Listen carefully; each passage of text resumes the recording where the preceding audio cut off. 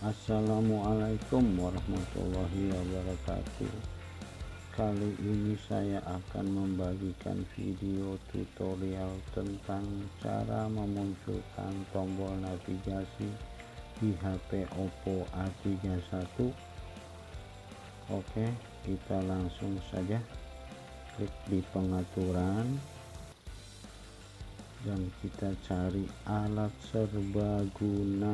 Di mana tuh letaknya alat serbaguna?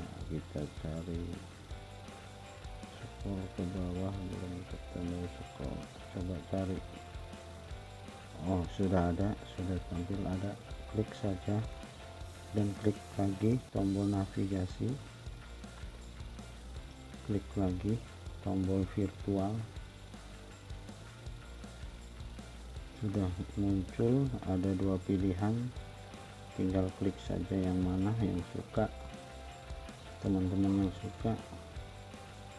Dan kita lihat sudah muncul, sudah ada ya. Jangan lupa subscribe, like, and share.